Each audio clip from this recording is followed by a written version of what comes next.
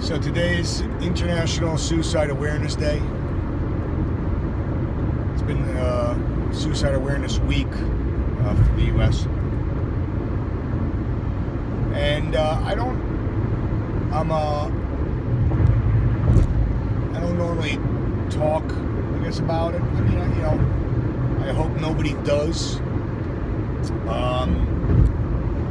Socially speaking, I don't want to get into an argument about this with anybody, but I do believe in euthanasia and self-euthanasia, and if you want to get off the planet, it is I believe it is within your right. Hopefully you're not orphaning anybody. Hopefully you're not widowing anybody, because clearly those things get more layers, and certainly, from what I understand, nothing is more tragic than losing one's own child, whatever the reasoning is. But I know that when I was growing up, I always thought everybody thought the same way about a lot of things, and before I realized that no, people think differently about different things. And when I was 15, summer of my 15, when I was 15 years old, before 16, so what is that? That's 32 years ago. I don't talk about it because for many, many years I didn't realize it was, even though I knew that it was. I didn't come to terms with the attempt. Oftentimes when it comes to any kind of suicide attempt, if it doesn't work, people will slight it and say, oh, you're just asking for attention. And that was the most horrifying prospect for me to consider, is that somebody would misinterpret my intention as asking for attention. I didn't know it wouldn't work. Almost kind of like, when you don't know cutting across the wrist wouldn't work, and somebody does that because they just think that that's the way you do it, instead of, down. For somebody to say to somebody else who did that, oh, you're just asking for attention because it didn't work, it was a fake attempt. There's no such thing as a fake suicide attempt.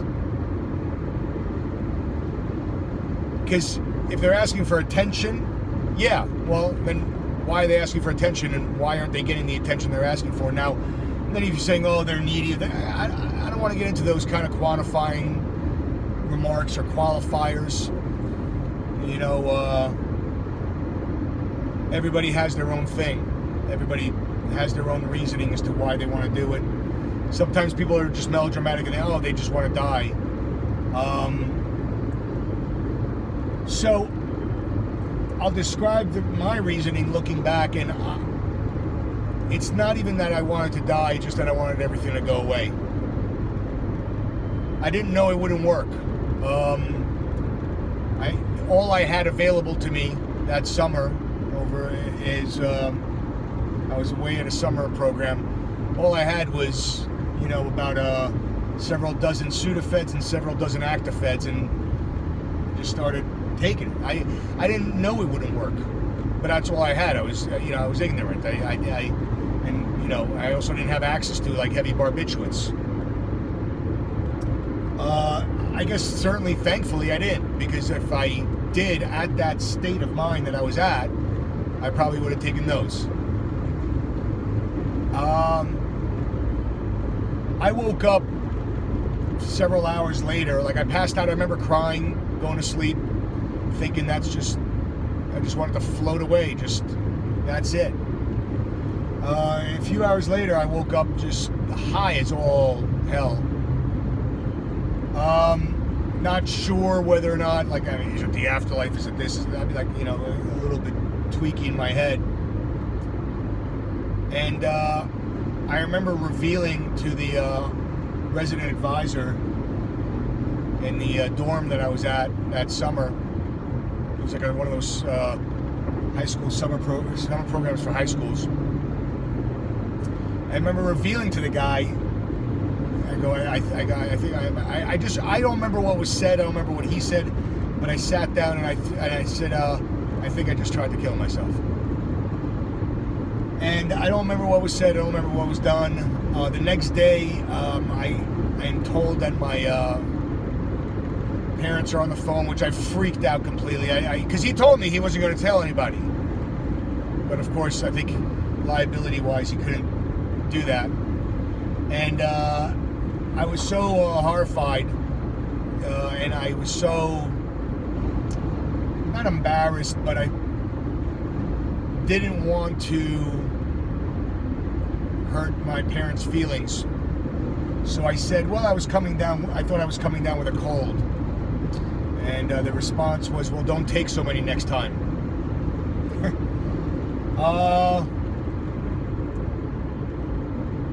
Nothing was ever talked about it afterwards. And I'm not saying anything was solved afterwards. I also don't remember whether it was before or after this.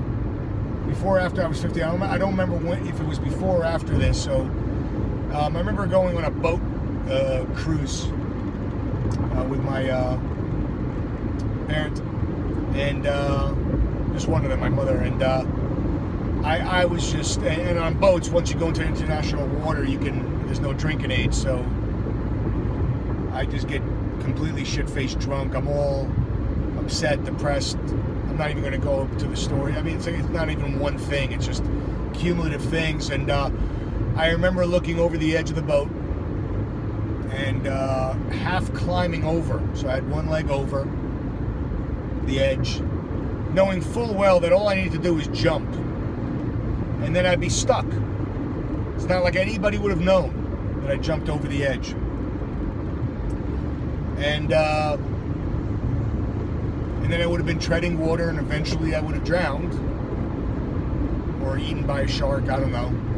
And what stopped me was the thought of my mother waking up the next morning not knowing where I was, and that being the horrible thing. Is I think there's a horrible thing that if you don't have the body, if you don't know what happened, that sometimes I think will drive a person more crazy than knowing what happened. And I know that other people have done more violent things to themselves. You know, friends describing to me like having the gun in their mouth. I don't own a gun. That's one of the reasons I don't own a gun, is because in those dark times I don't even want to have the option. Because that's there's no coming back from that. And I don't mean it also literally. It's interesting that there's not a single way that's foolproof suicide. There's always a percentage of odds that somebody survives even a gunshot wound, trying to blow their brains out. I also always thought, and still feel, that depending on the method of suicide is indicative of what is ailing the person. Maybe I'm just trying to be a little bit more symbolic about it. But I had a cousin, and she killed herself by putting a bag over her head and suffocating herself. And I sometimes wonder whether or not she felt suffocated in life. Whether or not people that blow their brains out, whether it's their head that they just want to alleviate, or some people go with the barbiturates and they just want everything to disappear and lose focus and just be gone. My cousin, yeah, she killed herself, and I feel like a POS because for weeks I was trying to, months or I don't remember the timeline, but to call her up and she wouldn't call me back, and I eventually stopped calling and being like, well, fuck that. Like, why am I going to put in the effort? And I think it was a couple of weeks later where she took her own life. At the funeral, and I don't do well at funerals, I don't like going to funerals. At the funeral, her mother came to me and talked about how much I was her favorite cousin, and she always really liked me and things like that, and just heart-wrenching. I can't even imagine what her mother went through.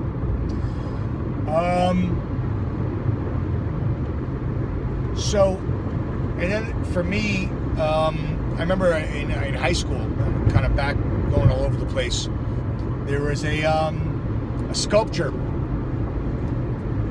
on the first floor. It was like a pointed sculpture, and there's a stairwell going up to the second floor where there's a library right there. And I used to fantasize about jumping off that second balcony and just impaling myself on that sculpture. And the reason I didn't do it is because I felt horrified at the prospect of missing and just sort of impaling my liver or my stomach and just sort of hanging there, still alive as the bell rings and everybody comes out, and I just envision people just like pointing fingers and making fun, talking about, he wants attention. I remember fantasizing about setting up a guillotine hovering over my head in my room when I would sleep, so that whoever opened the door would set off the guillotine and pop my head off. I wouldn't know it. So I don't know if that's sort of like a cowardly way of doing it, where you just let somebody else do it. I don't know, like suicide by others, I guess. But having fantasies of that, prevailing, to what degree did that wire up my brain to have such thoughts to this day? And I would say the difference for me now at 47 than I was at 17, and certainly younger than that, is that I know that I know that tomorrow will be different. Regardless of how I feel right here, right now, today, tomorrow has the possibility, the potentiality of being different. Hell, the next hour could be different. And life comes up with its highs and lows, and I just try to be even keel nowadays. And I'm not saying that I don't feel, and it hasn't gotten bad. I mean, to certain degrees, certainly over the years. As I said, good thing I don't have access to major barbiturates and access to, and I'm sort of too lazy to even get it, which is sort of the other thing that I think saves my life oftentimes, is I'm too lazy to go out and get a gun. I'm too lazy to go out and to get doctor scripts to save up and OD that way. And ODing doesn't always guarantee. You could end up in a coma, end up even worse. Nothing is foolproof, right? And but the knowledge that things can be different an hour from now, things can be different, regardless of how crappy, shitty, horrible, suicidal I feel right here, right now, and I don't today. I'm good for my baseline, I know that an hour from now could be different. The potentiality could be different. Now, the difference is back in the day, I would just be plummeting into not days, just weeks, if not months of just sensation. And I didn't want to, I don't talk to anybody because how do you quantify and qualify depression? How do I know that the pain of somebody else, theirs is always worse? True that. But if you're going to tell somebody, well, what are you bitching about? It can always be worse. Well, you know when it was worse? It was worse 5,000 years ago. Life really, really sucked back then for everybody. I don't care what you're going through right now. I don't care how big you are in your britches trying to qualify yourself to anybody else's misery and going, well, you think you have it bad? Oh, listen to this. Screw your listen to this. If you're sharing as a camaraderie, as I understand another person's pain from an empathetic standpoint, great. If you're doing from a sociopathic standpoint of going, what do you got to bitch about? It's just going to be a matter of time before those people something will happen. And I doubt if you go with that attitude in life, you'll ever even reflect as to whether or not you had anything to do with it. Whether or not you played a part. And yeah, you might go around going, your shit doesn't stink, and that's fine. But I don't care what misery you had to quantify yourself as worse than anybody else. 5,000 years ago, your misery ain't worth shit. Nobody's is. So I empathize. And I want to listen to anybody that wants to tell me this. I had a friend of mine even put a fake gun to his head. Fucking lunatic. I don't even want... You know why I stopped him? Because you know why it upset me? It upset me. Ambulance, sorry. Ambulance. You got to get out of the way of the ambulance. People who do not get out of the way of the ambulance, you know what? Fuck you.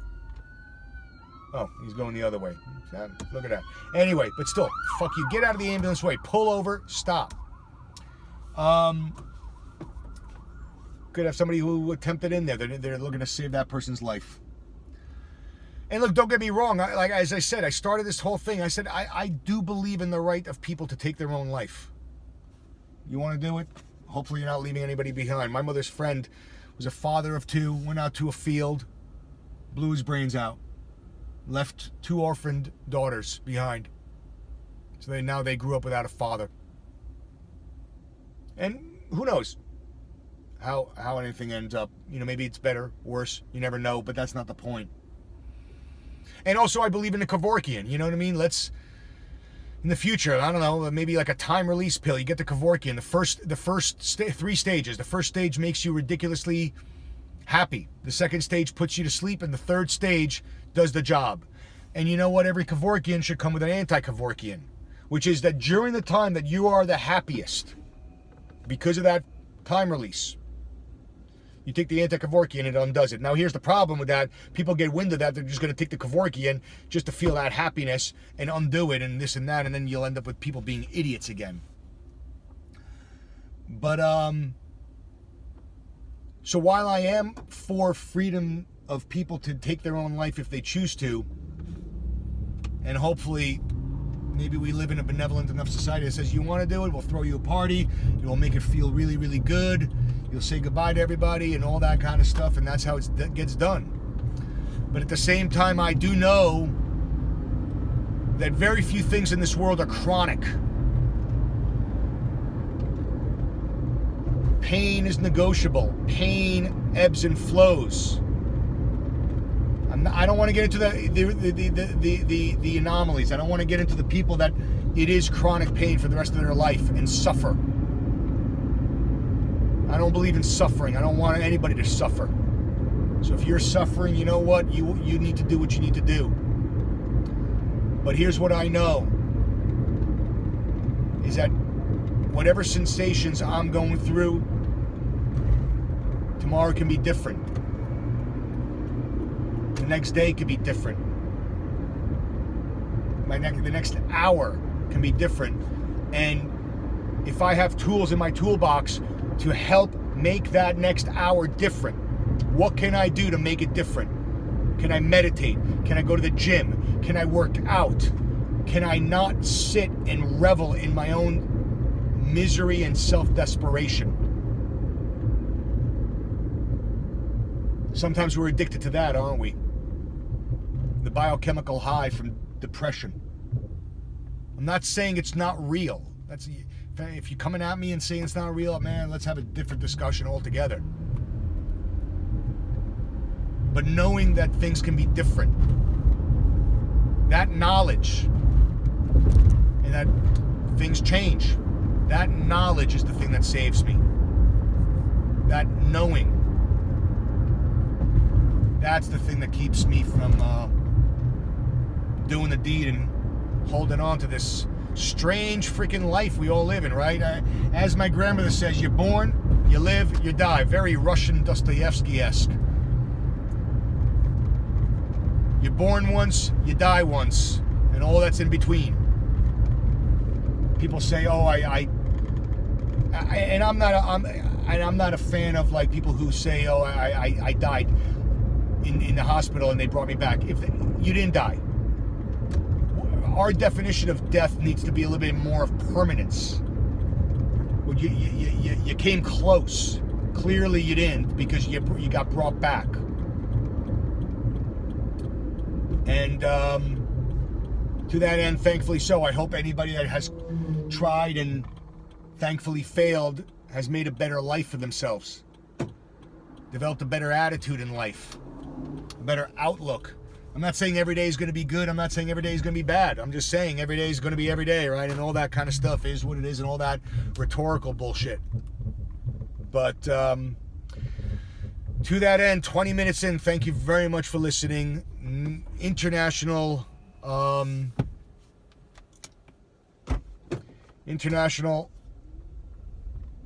Suicide Awareness Day. It's been whole Suicide Awareness Week. Soldiers are having PTSD. Get yourself help. Get yourself help. Find people that will listen. Find empathetic people that will listen. Screw anybody that's telling you don't have it that bad. They don't know how anything. You want to quantify and qualify the biochemical reactions of the brain? Maybe you do have it that bad, and they just manage it differently because of their histories, their biochemicals, their diets, their habits, their baselines are different.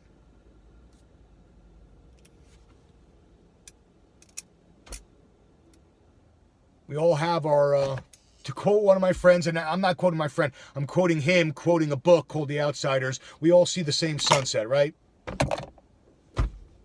Find people who are empathetic. Find people that'll listen. Find people that are true to you. Because we all sometimes need just people to listen. Friendships, right? I mean, God almighty. Friendships, family, familia. If your family won't listen, find friends. If your friends don't listen, find somebody online. Call the hotlines. They're there to listen. They're there to be empathetic.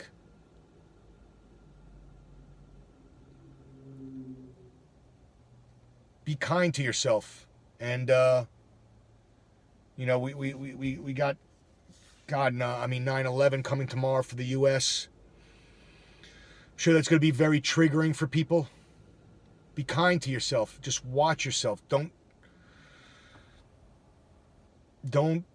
go down that.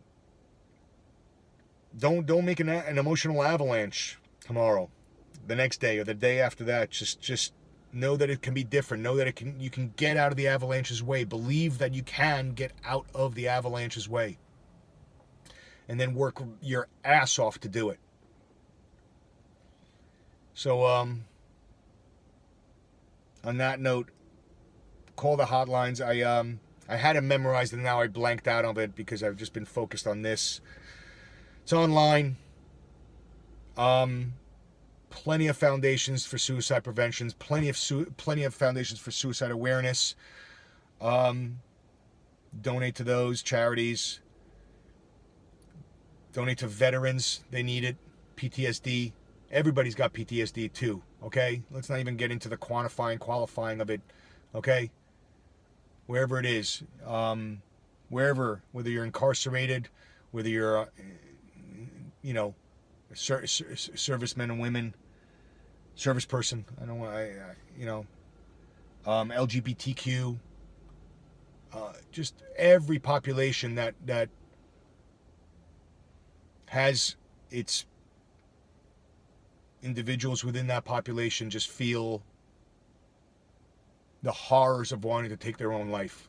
It's not an easy choice. It's not an easy decision.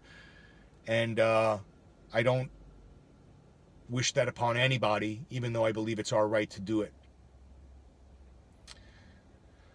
It's also your right to feel better. To feel better about yourself, to feel better about your situation. And I have no idea anybody's situation. I don't know how some people do it. Sometimes I hear people's stories. I'm like, man, I have no idea how you survived, but you did. Keep on surviving. Keep on living. Keep on making a life for yourself. Whether you're in recovery, whether you're not, just change it and try to feel better about yourself and about the situation, even though sometimes it's a whole lot easier said than done, right? So to that end, thank you very much for listening this whole way, 24 minutes. God knows it's almost like a 30-minute sitcom, but I did it live, and thank you for keeping me company on the ride back to the house.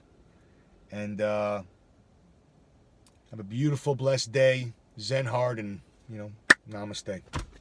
Thank you for listening.